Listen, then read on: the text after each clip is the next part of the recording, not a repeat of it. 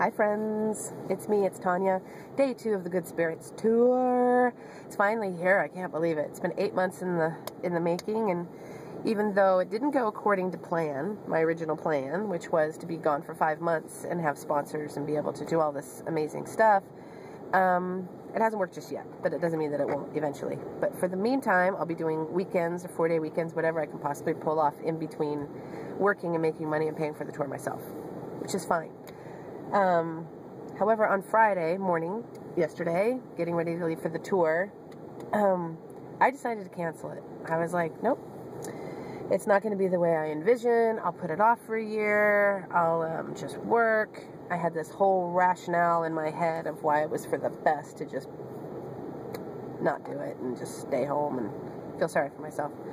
But something inside of me told me, no, at least go do the first 2. So I got myself together relatively and got in the car and headed out. It was dark and I was cranky and I was mad at stupid drivers and unhappy with the way I was behaving. So I decided I better do some acts of kindness to kind of get myself back. So I did. I stopped and got gas and bought some gift cards and put them up and gave them to some people and felt better. Still not great, but better. And I had already made arrangements to stop at an assisted living place and take some flowers and some cards and stuff. So when I got there, I picked up the flowers from Green Thumb Florist. Thank you for the bucket of flowers. And got some flowers, went, sat and chatted with elderly people, which I personally just love to do.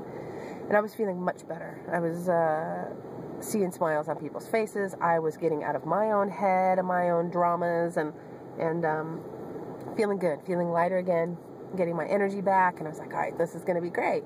So I'm tooling around and recognize that I'm dragging my feet to finish the rest of the thing. I didn't want to leave. I went and got coffee, and then I took the dog for a walk, and I was like, what am I doing? I have to be somewhere. I got to go. Like, why am I doing this?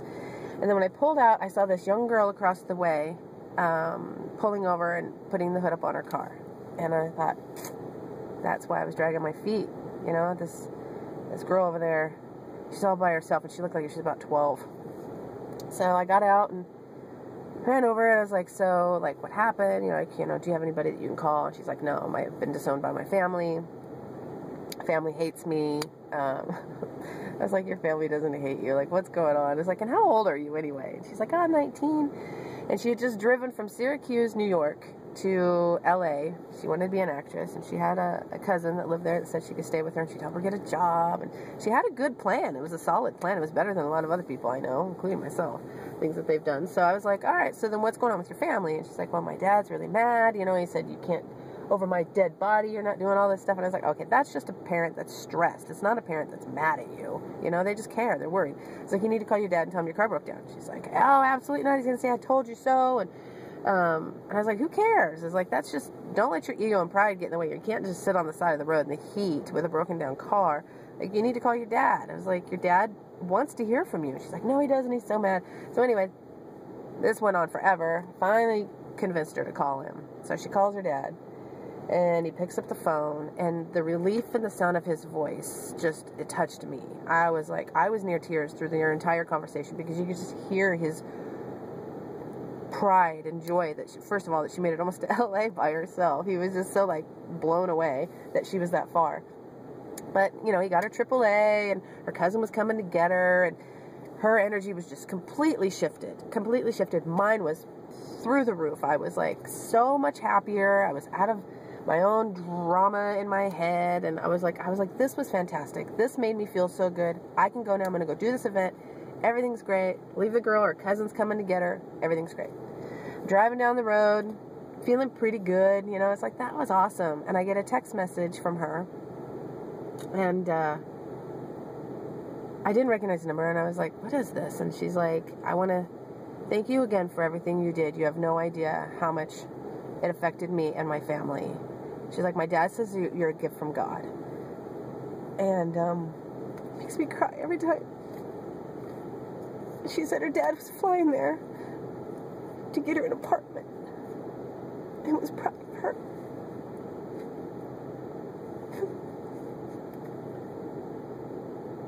This is why I'm going to do this.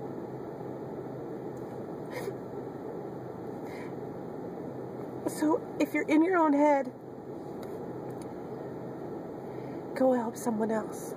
Because I promise you, it'll shift everything. I should have Kleenex be a sponsor of this tour.